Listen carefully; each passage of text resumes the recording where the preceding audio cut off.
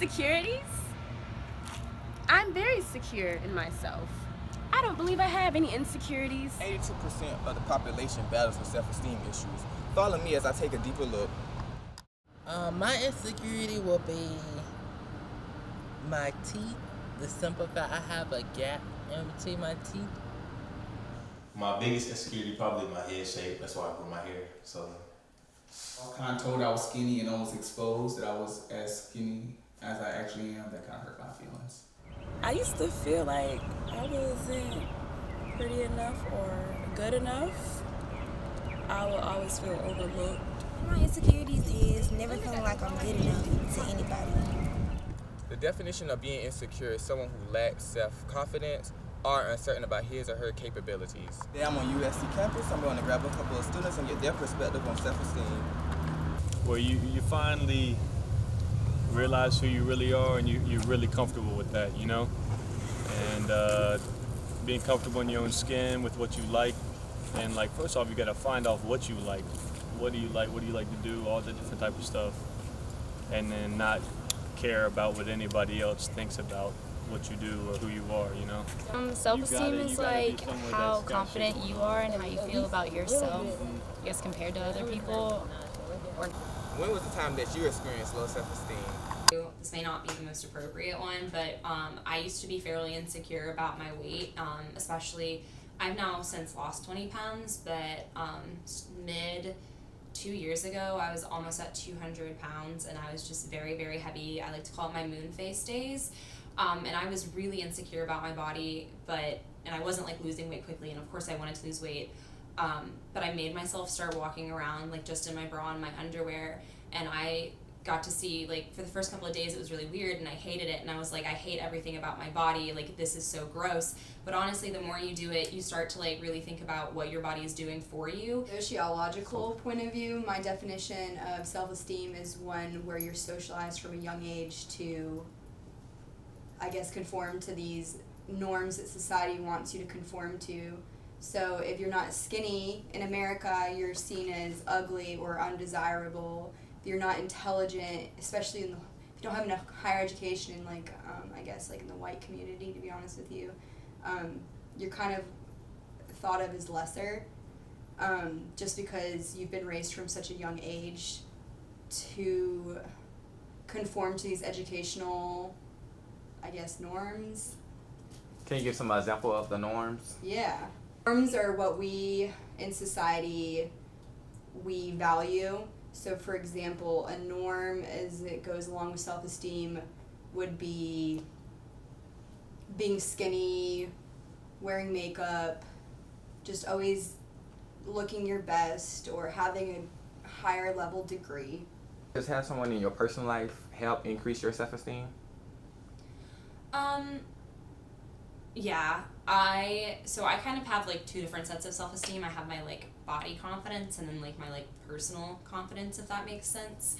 And my mom's actually always been really great about, you know, my personal confidence, like making sure that like even if I'm having a bad day, like she just helps me like talk through it and kind of realize that it probably wasn't as bad as it seemed, or even if it was, like it's still recoverable, and that, you know, one bad day doesn't define who you are. One bad test does not define what type of student you are. Kardashians. I'm really self-conscious about my figure, especially having a large chest, especially like being in middle school and high school. People always sexualize you, or they think you're fat, or they think you're a slut because you have large boobs. And I think the Kardashian family, they really normalized having larger body parts, if that makes sense, especially Kim. Like, she makes me feel very confident in my body type. She's not afraid to flaunt what she has, and it gives me... Someone who instilled confidence in me was my grandmother, Betty Washington. She always told me that I was smart, handsome, and could do anything I put my mind to. Don't really worry about what other people like think of you. It's really more of like a self-determination test you should have. Like, if you're comfortable, like, I mean, honestly, look at me right now. I probably look really stupid. I matched my shirt and my shoes, but I really like these shoes and I really like this shirt. And my moped is actually the same color as this, so I probably look like an idiot, but like, I don't care. I think I look cool. How has Trump's presidency affected cultures around you? Of Islamic descent, Middle Eastern descent in this country, I feel like you're probably gonna have pretty low self-esteem because everybody's looking at you like you're like the enemy. You know what I'm saying? He has this awful propaganda that brings other people down who aren't white men. Definitely as a female, I think my self-esteem has gone down because I feel like I'm not. He kind of makes me feel like I'm not gonna succeed in life. I think the self-esteem of other ethnic groups that may have immigrated into the country has been impacted more so than African-American culture. But if anything, I feel like African-Americans are more so forced to stand more firm in who we are as an ethnic group. So this evening, I'm on Benedict's campus. I'm going to stop a few students and get their perspective on self-esteem. Can you tell me one time you had great self-esteem? Great self-esteem. When I applied for college and got accepted on the first try. Okay. Can you tell me a time when you felt like you had low self-esteem? Graduating. Because education is highly important to my family, so living up to their expectations, I wasn't really living up to my own. Then I found it. Okay, what is self-esteem? Self-esteem to me is basically how you feel about yourself, whether you hate yourself or you love yourself.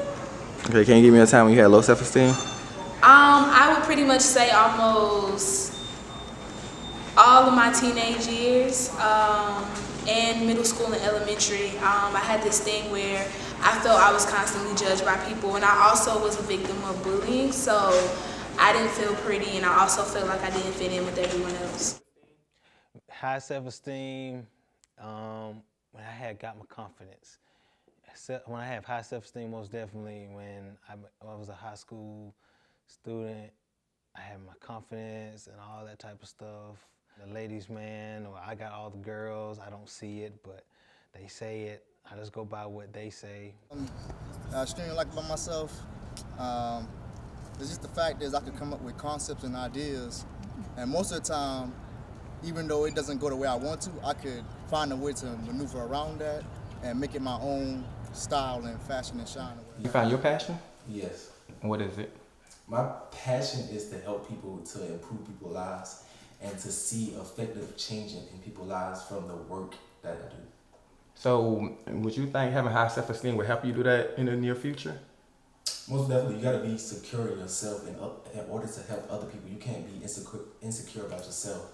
And the advice that I would give anyone who's going through the experiences that I went through is just believe in yourself. Stop believing what the person said and just say no. No to bullying, no to disbelief, no to low self-esteem. This documentary to shed light that everyone around you have insecurities. Some you may have noticed, others you may have not.